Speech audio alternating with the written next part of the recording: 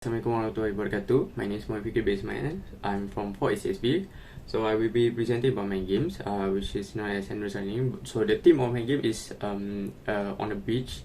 As you can see here on the both left and right side of the game, I'm using assets from Unity Asset Store, which the assets is the grass track, the wave, the sea wave, the obstacles.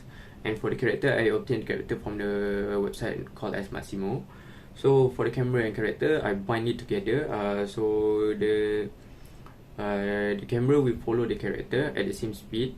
But the challenge is that the player cannot see too quick when the obstacles coming. So it gives them a big challenge for them to encounter the obstacles. So for the track, I loop the track. I just follow the tutorial video that I watch on YouTube. So I just loop the track. I make a copy like 5 to 6 tracks, and I stand the Y position into +7 for each movement. So that's for the looping of the track. And for the controller, for the player controller, I using button A for the left turn, D for the right turn. And for the jumping, I using spacebar. So everything has the limitation. If I press A more than needed, so it won't go over the fence. So for the coin collecting, using rigid body, where using trigger. So if the coin detect the player colliding with it, rigid body will be triggered and the coin will be destroyed, so it will lost. So it's like we're collecting the coins. So that's all for the entertaining game. For the previous class reflection, I found that there are 4 important aspects in developing games. So the first one is goal.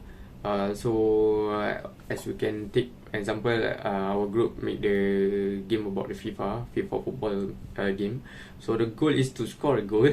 The goal of the game is to win by competing within other teams in one-on-one match or 11 versus 11 match, based on the platform or the mode that they play in the game. And then we have interaction. So interaction in the game is kick, throwing, pass, and also controlling the ball, dribbling. And for the obstacles, the player on the other team is the obstacles where the AI will stop us, like it will give some challenge for us to control our player. And the rules are same like the real life football, such as offside, handball, corner, foul, and yeah, those are the important aspects that must be included in games, so the games would be interesting and not be pointless. I think that's all from me. Thank you very much.